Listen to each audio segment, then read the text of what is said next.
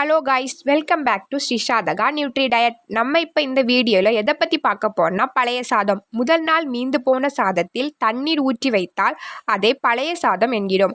இந்த பழைய சாதம் இன்று நேற்று அல்ல, காலங்காலமாக நம் முன்னோர்கள் பிரதான உணவாக உட்கொண்டு வந்தது ஒரு அற்புதமான சிற்றுண்டியாகும். காலையில் எழுந்ததும் முதல் உணவாக அவர்கள் பழைய சாதத்தை தான் தண்ணீருடன் உட்கொண்டு வந்தனர்.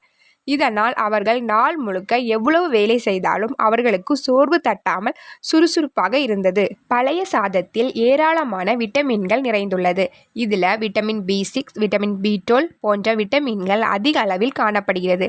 இத்துடன் சின்ன வெங்காயம் சேர்த்து சாப்பிடும் பொழுது நோய் எதிர்ப்பு சக்தி பன்மடங்கு பெறுகிறது என்பதுதான் ஆச்சரியத்தக்க விஷயமாக உள்ளது. இன்று நம் உணவு விஷயத்தில் ரொம்ப அலட்சியமாக இருக்கிறோம். இதனால் உடலின் நோய் எதிர்ப்பு சக்தி கணிசமாக குறைந்துவிட்டது.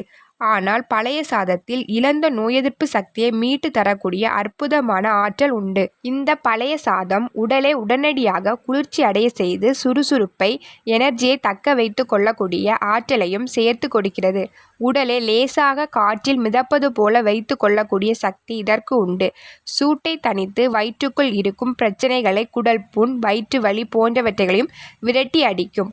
மேலும் பழைய சாதத்தில் உருவாகக்கூடிய லட்சக்கணக்கான நன்மை செய்யும் பாக்டீரியாக்கள் உருவாகி அதில் லாக்டிக் ஆசிட் மூலம் புளிப்பு சுவையை பெறுகிறது. இதை சாப்பிடும் பொழுது நமக்கு பொட்டாசியம், இரும்புச்சத்து, புரதச்சத்து அதிக அளவில் கிடைக்கிறது.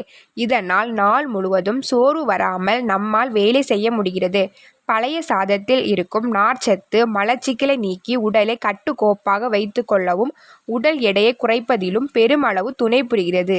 உடலை சீராக இயங்க செய்து உள்ளிருந்து சர்மத்தை இளமையாக தக்க வைத்து கொள்ளவும் உதவி செய்கிறது. குறிப்பாக அலர்ஜி, அரிப்பு போன்ற பிரச்சனைகள் இருந்தாலும் அதை விரட்டி ஓட வைக்கிறது. தினமும் காலையில் பழைய சாதம் சாப்பிடுபவர்களுக்கு வயிறு தொடர்பான பிரச்சனைகளும் தோல் தொடர்பான பிரச்சனைகளும் வருவது இல்லை.